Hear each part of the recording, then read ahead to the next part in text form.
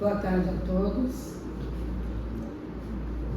Eu vou iniciar o capítulo 16, você pode servir a Deus e a Mamon, e eu escolhi o item 3, preservar-se da avareza. Será que a gente se preserva da avareza, gente? Hoje em dia, principalmente aqui no Brasil, né, a gente está ficando tão pobre com essa bagunça toda que está lá em Brasília, que fica difícil, né? Bom, o Evangelho pede-nos cautela com a avareza. Por quê? Porque esta é a nossa postura, faz parte da nossa conduta social ao longo de milênios, acumular para deter. De onde vem isso? É remanescente originário do nosso instinto primário. A gente nem sempre esteve aqui como hoje, não é verdade? E esse instinto primário fazia o quê? Retinha a presa para repasto futuro. O que quer dizer isso? Antigamente, lá para trás, muito para trás, o homem caçava. Ele retinha a presa, matava, levava, e ele não comia tudo de uma vez. Ele tinha que reter para repasto futuro, porque ele não sabia até quando ele ia conseguir, quando que ele iria de novo conseguir o alimento, né? Nessa época nós éramos ainda tão atrasados que a gente não se dava conta da variedade de recursos ao nosso dispor para a preservação da vida. Era assim, ó, a gente enxergava só o reto, não os do lado, né? Então a gente caçava, retinha para o futuro. A gente não pensava que estava ali a nosso dispor em abundância. A gente foi descobrir isso muito depois. Com o passar dos séculos, fomos refinando nossa busca. Já não era uma questão de sobrevivência, mas sim do ego. Aí é que a gente começa a se lascar. Porque antes a gente só fazia, pegava o que a gente tinha que usar, comia, guardava para o futuro. Mas ainda não existia o egoísmo, aquele negócio todo, né? Mas aí de repente a gente descobriu que tem ego. Então o que começou com o instinto, como instinto, virou o quê? Um defeito moral, fomentado pelo egoísmo que a gente possui desde sempre, e é o que empata até hoje a nossa evolução completa. Então, a gente passou a ser egoísta.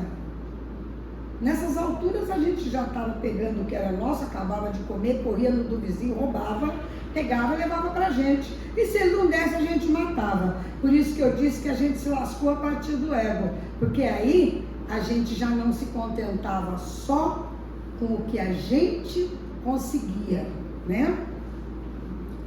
Por isso é que Cristo nos alerta: acautelemo-nos contra a avareza. Ele mostra que de nada serve amontoar tesouros materiais, porque nada nos garante a sobrevivência física nos próximos minutos.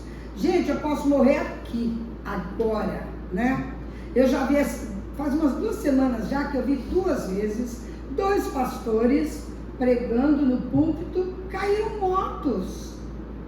Então não dá pra gente fazer plano. A gente faz plano, claro, porque você não pode viver no medo de morrer daí 2 minutinhos, senão ninguém constituiria família, ninguém iria trabalhar, nem nada. Você estaria ali esperando se finar. Não é assim a vida.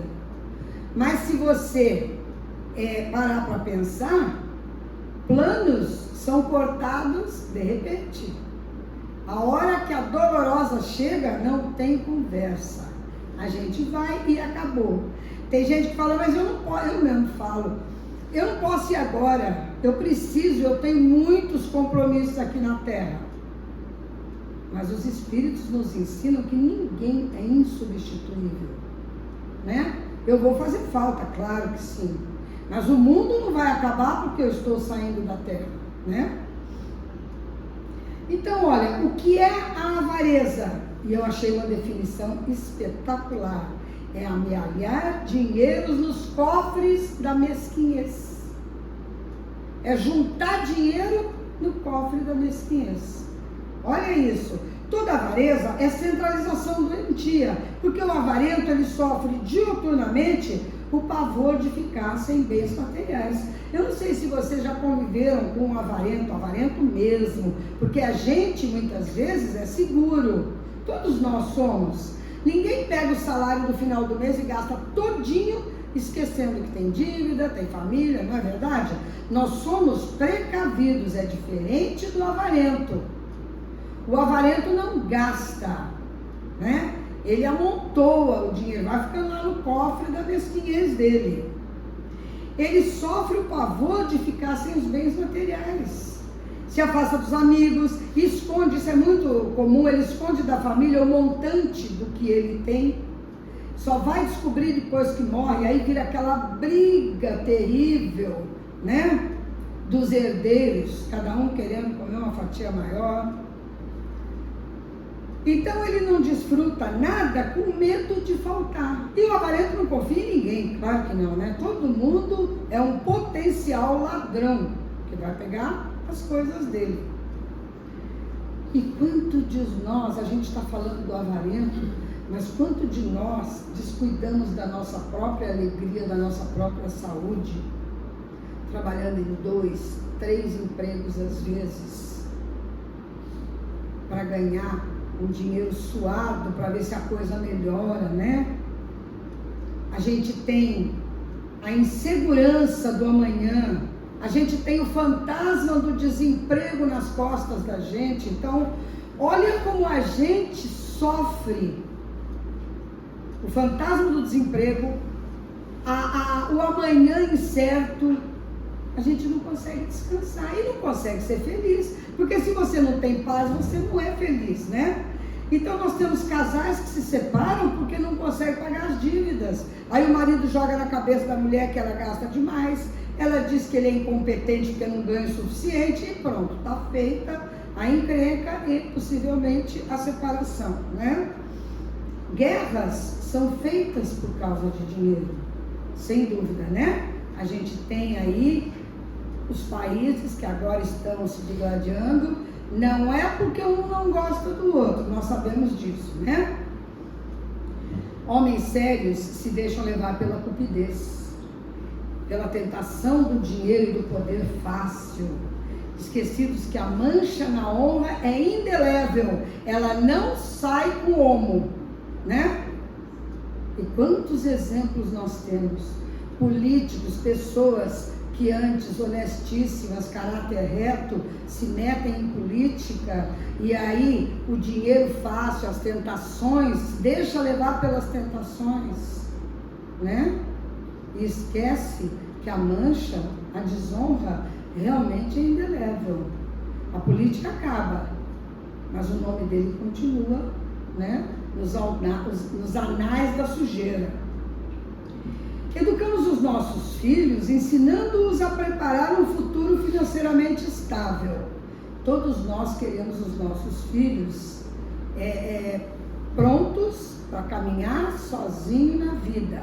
É uma verdade e é justo que assim seja. Só que nós também nos esquecemos que eles precisam de exemplos, virtudes, muito mais do que roupa de marca, carro 0 km. Porque a gente quer que os filhos realmente comecem a caminhar por si próprios, cada um tendo o seu ganho, cada um cuidando da sua vida sem depender da gente. O cordão umbilical chega uma hora e tem que ser cortado. Só que a par dessa satisfação material, nós precisamos preparar os nossos filhos para o futuro. Nós temos que lembrar que nós somos, antes desse corpo, nós somos almas eternas, estamos aqui em busca de uma evolução.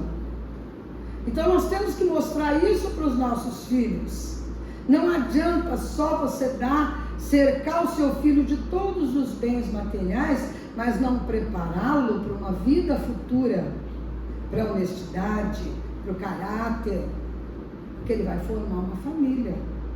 Um dia nós vamos embora, eles vão ficar. Eles precisam estar preparados em todos os sentidos. E como é que nós vamos dar conta a Deus do que nós fizemos por eles?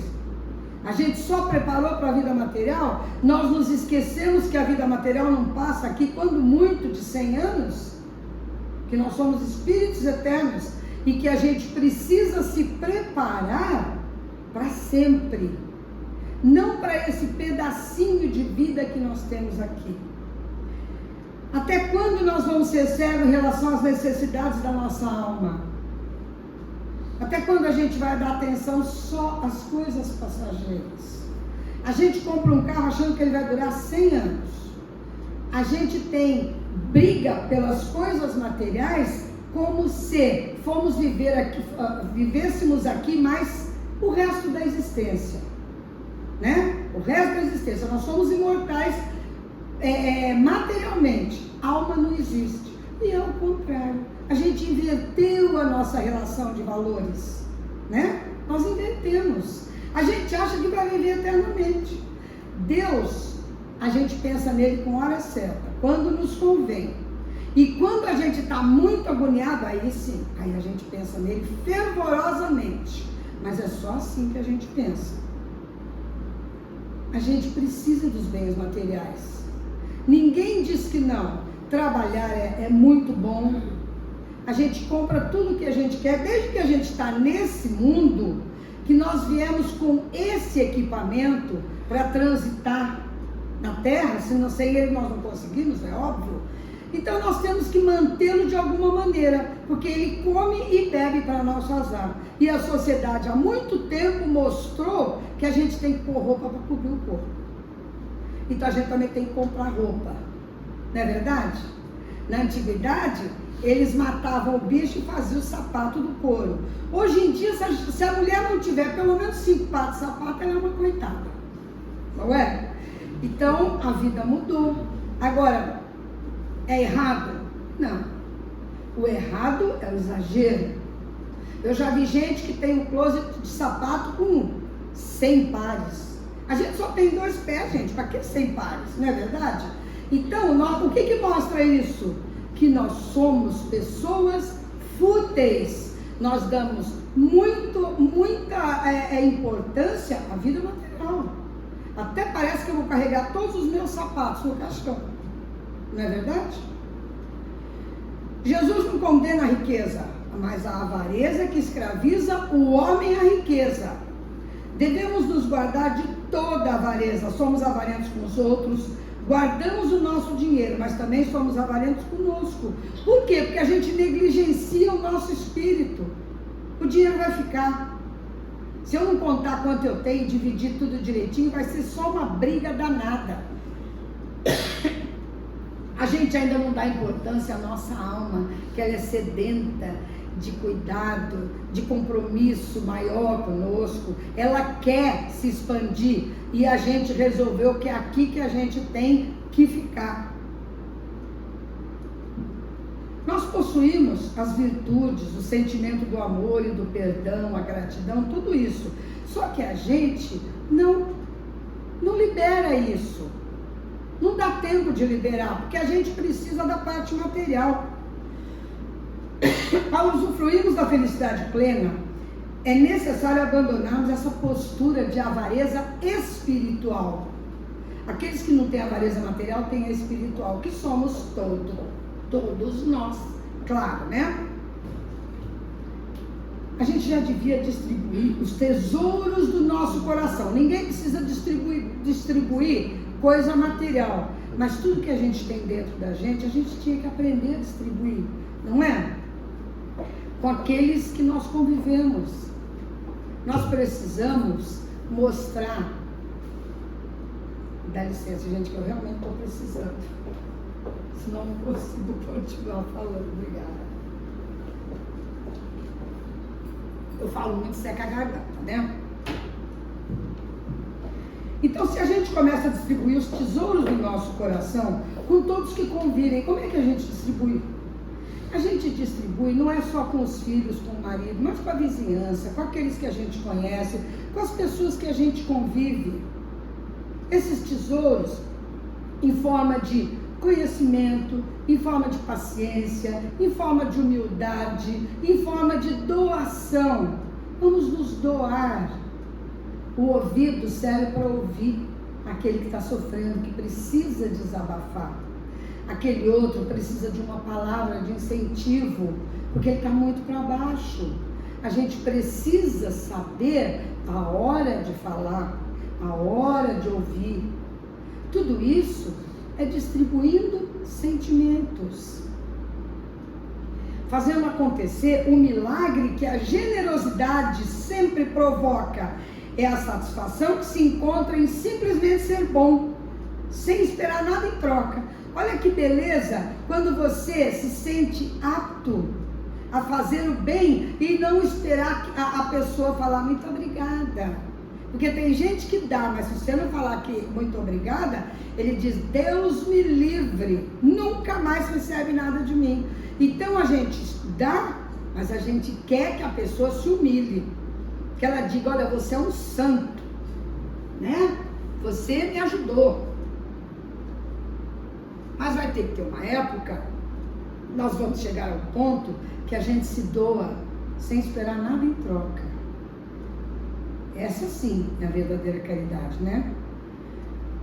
E se Deus nos disser ainda hoje que seremos chamados à vida imortal, carregaremos para outra dimensão os tesouros do amor, que são aquelas virtudes acumuladas nos céus, longe do ladrão, das traças, da ferrugem, como diz a Bíblia, não é?